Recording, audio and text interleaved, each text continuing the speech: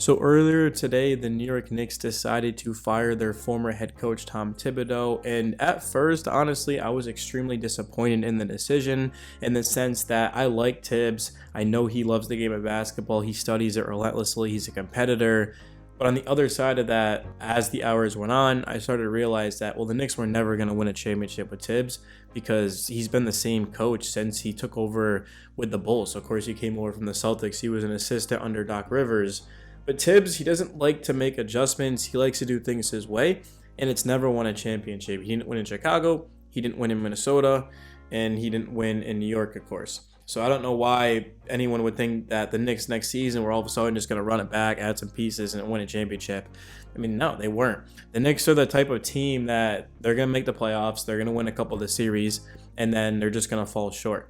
Next season has to be about the development of some of the younger players. Of course, Tyler Kolek, Bakom Dadier, and Erlich Porty. And it also has to be about utilizing the bench more. Guys like Landry Shamet, bringing him back. DeLon Wright as well.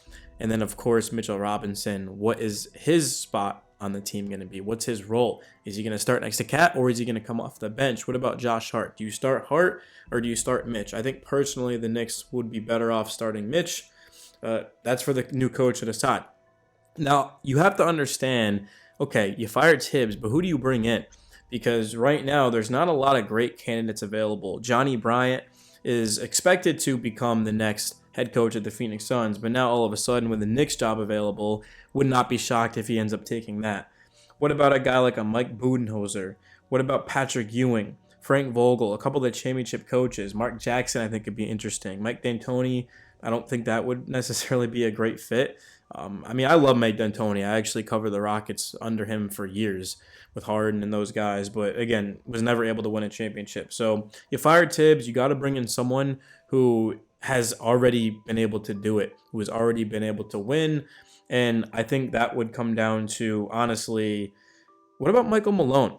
I don't know how Michael Malone is not on this list. He's currently unemployed, and I find it hard to believe that he would want somewhere else other than New York. This is already a team that is coming off of a Eastern Conference final loss. They've got two stars in Cat and in Brunson.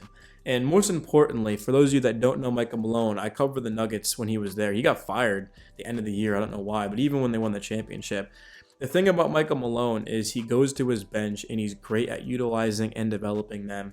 The Knicks would look a lot different under Malone than they would with Tibbs, because you'd be seeing a 10-12 man rotation. This is something that the Nuggets were doing the entire season, is they were just going all the way down their bench and they were keeping their guys fresh. And don't get me wrong, the Nuggets scored the most points for their starters in the league, so it wasn't like the bench was doing all the work. But you look at Denver, and they have a lot of guys that, role players specifically, that I like a Julian Strawther, who's younger. Of course, you guys are going to know Christian Brown for sure. And then you got some unknown players like Jalen Pickett, who I thought took a huge leap. Knicks fans aren't going to know who that is, but that's fine. You're not really supposed to. And then Peyton Watson. So they got a couple of young guys that, even like Najee, bro, Zeke Najee. There's so many just unknown players that nobody would know that stepped in and actually were able to make an impact in the rotation. And that's what I expect Malone to do in New York, is he's going to come in, and the first thing he's going to do is he's going to look at Bakom Dadier, of course, Landry Shamet, Precious Achiuwa, and he's going to figure out a way to get these guys consistent minutes, so that way, down the stretch of games and in the playoffs, starters are going to be fresh. I think that was the biggest issue with the Indiana series, was just the Pacers had a lot more juice because they had played 13 less games than the Knicks, because the Pacers are going to their bench the entire season, and then by the time the Knicks met them in the playoffs, again, the Knicks were just completely behind them with energy. And beginning of the series, the Knicks continue to just run their rotation to the ground. And fresh legs is going to be absolutely critical, especially for a guy like a Jalen Brunson, who plays physical bully ball, big body Brunson type of play style. So I don't think that's necessarily going to win. I don't think the Knicks can have Brunson going one-on-one. I think they're going to have more of a free type of offense where the ball is moving, everyone's getting touches. And I think OG Anunoby and Mikal Bridges specifically would benefit off of that. But Michael Malone, he's just incredibly intelligent. I don't know the most about him. I just know from watching the Nuggets games. But he's definitely the type of guy that makes adjustments, and he's already proven that he's a winner. I think that's what the Knicks need right now, is a coach to come in that say, hey, look, listen up. I've won a championship. I've been able to get it done, and let me show you how to best utilize this roster. And the Knicks, I mean, it just seems like in the Tibbs era, they haven't exactly gotten better.